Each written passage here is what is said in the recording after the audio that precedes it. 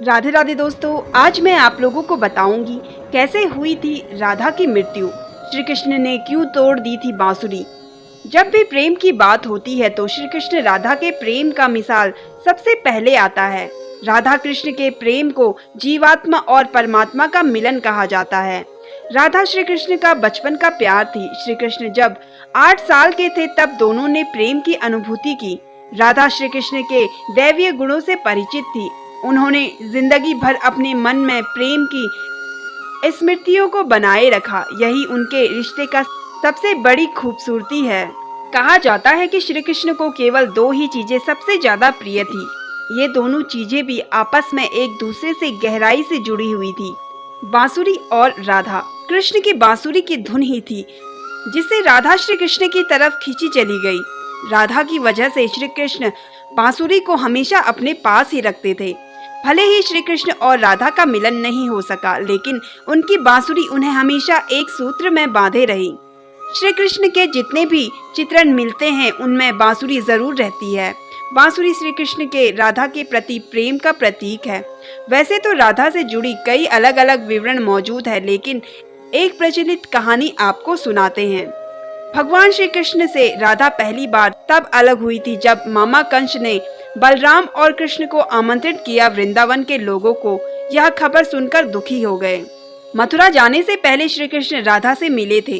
राधा कृष्ण के मन में चल रही हर गतिविधियों को जानती थी। राधा को अलविदा कह कृष्ण उनसे दूर चले गए। कृष्ण राधा से ये वादा करके गए थे कि वे वापस आएंगे, लेकिन कृष्ण राधा के पास वापस नहीं आए।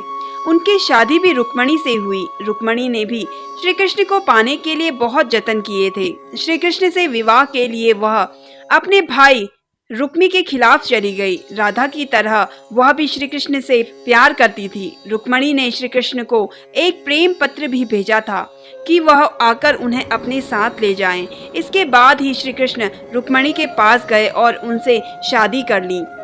कृष्ण के वृंदावन छोड़ने के बाद से ही राधा का वर्णन बहुत कम हो गया। राधा और कृष्ण जब आखिरी बार मिले थे तो राधा ने कृष्ण से कहा था कि भले ही वे उनसे दूर जा रहे हैं, लेकिन मन से कृष्ण हमेशा उनके साथ ही रहेंगे।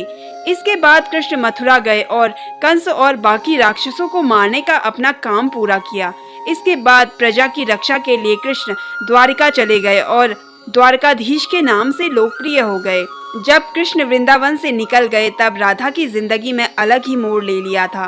राधा की शादी एक यादव से हो गई। राधा ने अपने दाम्पत्य जीवन की सारी रस्में निभाई और बूढ़ी हुई, लेकिन उनका मन तब भी कृष्ण के लिए समर्पित था। राधा ने दंपति के तौर पर अपने सारे कर्तव्य पूरे किए। दूसरी तरफ श्री कृष्ण ने अपने दैवीय कर्तव्य निभाए। सारे कर्तव्यों से मुक्त होने के बाद राधा आखिरी बार अपने प्रियतम कृष्ण से मिलने गई। जब वह द्वारका पहुंची तो उन्होंने कृष्ण के रुक्मणी और सत्यभामा से विवाह के बारे में सुना, लेकिन वह दुखी नहीं हुई। जब कृष्ण ने राधा को देखा तो बहुत प्रसन्न हुए। दोनों संकेतों की भाषा में एक दूसरे से काफी देर तक बातें करते रहे।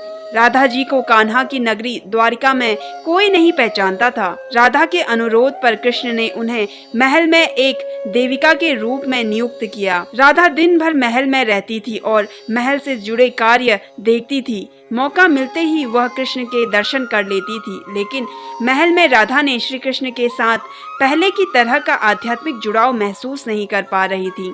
इसलिए राधा ने महल से दूर जाने का तय किया। उन्होंने सोचा कि वह दूर जाकर दोबारा कृष्ण के साथ गहरा आत्मीय संबंध स्थापित कर पाएगी। उन्हें नहीं पता था कि वह कहाँ जा रही है, लेकिन भगवान श्री कृष्ण जानते थे। धीरे धीरे समय बीता और राधा बिल्कुल अकेली और कमजोर हो गई। उस वक्त उन्हें भगवान श्री कृष्ण की आवश्यकता पड़ी। आखिरी समय में भगवान श्री कृष्ण उनके सामने आ गए। कृष्ण ने राधा से कहा कि वह उनसे कुछ मांगे, लेकिन राधा ने मना कर दिया। कृष्ण के दोबारा अनुरोध करने पर राधा ने कहा कि वह आखिरी बार उन्हें बांसुरी बजाते देखना चाहती है। श्री कृष्ण ने बांसुरी ली और बेहद सुरीली धुन में बजाने लगे। श्री कृष्ण ने दिन रात बांसुरी बजाई जब तक राधा आध्यात्मिक रूप से कृष्ण में विलीन नहीं हो गई। बांसुरी की धुन सुनते सुनते राधा ने अपने शरीर का त्याग कर दिया।